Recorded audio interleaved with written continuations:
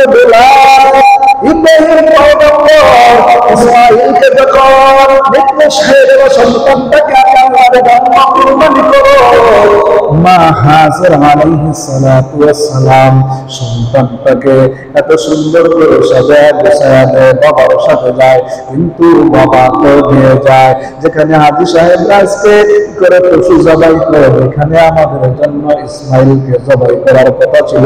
আজকে যদি ইসমাইল জবাই হইতো আমাদের জন্য কেমন পরীক্ষা হইতো। হে আল্লাহর গোলাম, আমার আল্লাহ উম্মতের প্রতি মায়া, নবীর উম্মতের প্রতি বড় দয়া, জান্নাত থেকে উট পাঠায় দেয়। ইব্রাহিম আল্লাহর জন্য ইসমাইলকে সহায় দিছে, ইসমাইলকে পরীক্ষা করার জন্য ইব্রাহিম পয়গম্বর কয়, ও সন্তান, তোমাকে একটু আমি জানাইতে চাই, আমার আল্লাহ তোমাকে কুরবানি করার জন্য নির্দেশ দেয়। সন্তান ডাক দিয়া করে, বাবা, আমার আল্লাহর জন্য তেমনি ভাবে করে দেরি আর করা যাবে না। ইসমাইল বলেন, সাতাজিদুনি ইনশাআল্লাহ মিনাস সাবিরিন। ও পিতা,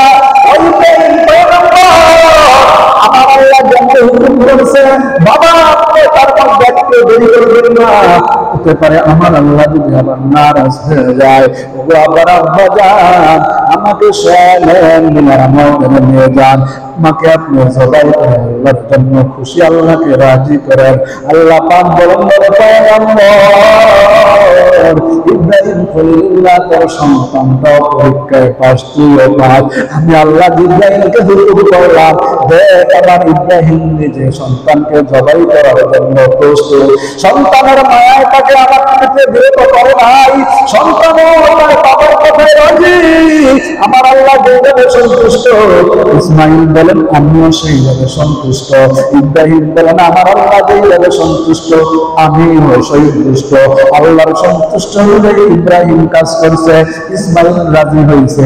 আমার আল্লাহকে আমি আল্লাহ নিজে সন্তুষ্ট হইয়া জান্নাত থেকে উট কুরবানির ব্যবস্থা করে দিলাম। সুবহানাল্লাহ।